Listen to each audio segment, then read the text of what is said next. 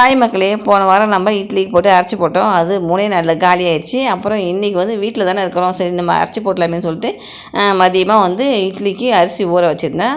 நான் அரைக்கும் போதெல்லாம் மணி 4 மணி இருக்கும். சரி நைட்டுக்கு வந்து நம்ம இட்லியோ தோசையோ ஊற்றணும், மாவு சீக்கிரமாக புளிக்கணுமே அப்படின்னு சொல்லிட்டு என்ன பண்ணேன், சின்ன பாத்திரத்தில் நல்லா உப்புலாம் போட்டு குழப்பி சின்ன பாத்திரத்தில் ஊற்றி வச்சுக்கிட்டேன். பெரிய பாத்திரம் புளிக்க லேட்டாகும் இல்லையா, அதனால் எல்லா மாவையும் ஒரு பாத்திரத்தில் வச்சு இதில் மட்டும் நைட்டுக்கு ஊற்றுறது மட்டும் ஒரு சின்ன பாத்திரத்தில் ஊற்றி வச்சுருந்தேன். அதுவும் பார்த்திங்கன்னா சூப்பராக வந்து 8 மணி நேரம் ஆகும் புளிக்கிறதுக்கு. மாவுலாம் நம்ம அரைச்சி வச்சோம்னா 8 மணி நேரம் ஆகணும் புளிக்க, அப்போ தான் நல்லாயிருக்கும்.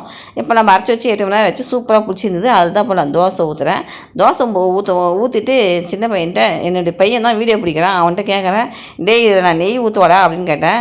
ஏம்மா அப்புறம் எதுக்கு தாம்மா நெய் வாங்கி வச்சுக்கிறேன், ஏம்மா கேள்வி கேட்குறேன், ஊற்றுமா அப்படின்னு சொன்னான். சரின்னு சொல்லிட்டு 2 டீஸ்பூனு நெய் ஊற்றிருக்கேன். எண்ணெய் நெய் எல்லாமே வந்து கொழுப்பு தாங்க. எண்ணெயில் மட்டும்தான் நம்ம கொழுப்பு இருக்குதுன்னு நம்ம நினச்சிட்ருக்கோம். நெய்யிலேருந்து தான் கொழுப்பு இருக்குது. நம்ம நெய் தான் அளவாக பயன்படுத்தணும். நாங்கள் எப்போயாச்சும் ஒரு டைம் தான் வந்து நாங்கள் இட்லி தோசை சுடுவோம். பெரும்பாலும் இட்லி தான் ஊற்றுவோம். எப்போயாச்சும் ஒரு டைம் தான் வந்து தோசை சுடுவோம். அப்போ எப்போயாச்சும் ஒரு டைம் பசங்களுக்கு நெய் ஊற்றி கொடுப்போம்னு வச்சுக்கலாம்.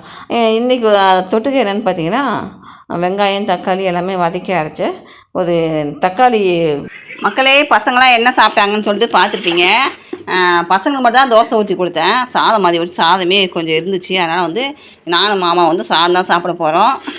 சாதத்துக்கு மதியம் வச்சு அதே தக்காளி குழம்பு தான் மாமாவுக்கு ஊற்ற போகிறேன். பாவம் இன்றைக்கி மாமா மாமா ரொம்ப பாவம். இன்றைக்கி தொட்டுக்க கூட இல்லை மாமாவுக்கு. இன்றைக்கி வந்து வெறும் மதியம் வச்சு அதே தக்காளி குழம்பு தான், தொட்டுக்கையே எதுவும் கிடையாது. பசங்களாம் தோசை சாப்பிட்டாங்க மக்களே. சின்ன பையன் சாப்பிட்டு கொஞ்சம் வச்சுட்டான். தோசை வந்து நல்லா சாஃப்டாக நல்லா தான் இருக்குது. அந்த அரிசி குண்டு அரிசி மாமா இட்லி சாதம் வடிக்கிறதுக்கு அரிசி வாங்கிட்டார். நான் எப்பவுமே நொய் அரிசி தான் வடிப்பேன், எனக்கு அதான் பிடிக்கும்.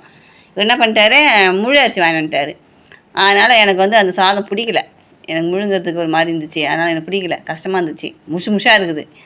அதனால் நம்ம மாமா இட்லி போடுனார். இன்றைக்கி அந்த அரிசி தான், குண்டு அரிசிக்கு பதிலாக வந்து அந்த சாதம் வடிக்கிறதுக்காக வாங்கிட்டு வந்த அரிசி தான் இன்றைக்கி நான் போட்டேன். தோசை வந்து நல்லா சாஃப்டாக நல்லா வந்து சூப்பராக வந்து இருக்குதுங்க. பாரு, சாப்பிட்றதுக்கும் நல்லா இருக்குது. நம்ம அரைச்சி வச்சு கொஞ்சம் தான் கரைச்சி வச்சுருந்தோம் தனியாக. நைட்டு ஊற்றுறதுக்கு மட்டும் தனியாக கொஞ்சம் சின்ன பாத்திரத்தில் ஊற்றி வச்சேன், சீக்கிரமாக புளிக்கிட்டுமேனு.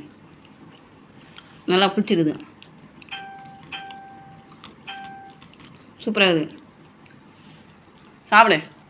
கொடுமை கோயிலுக்கு போனால் அங்கே 2 கொடுமை ஆடுது, தலை வச்சு போட்டு ஆடுதுன்ற மாதிரி என் பொண்டாட்டி இன்றைக்கி ஊற்றுந்தே ஊற்றுறா அப்படின்னு மனசுக்குள்ளே விரும்பின்னு உக்காந்துக்கிறாரு மக்களே. இவர் நாளைக்கு வேறு செஞ்சு தரேன், சாப்பிடு. தோசை சாப்பிட்றியா? தோசை நல்லா இருக்கு மாமா, நம்ம அரைச்சி போட்டு மாவு சாப்பிட்டு போகிறேன். என்னம்மா சாப்பிடப்பா. தொட்டுக்க அந்த முட்டை கட்டு ஆம்லெட் போட்டு வரலாம்.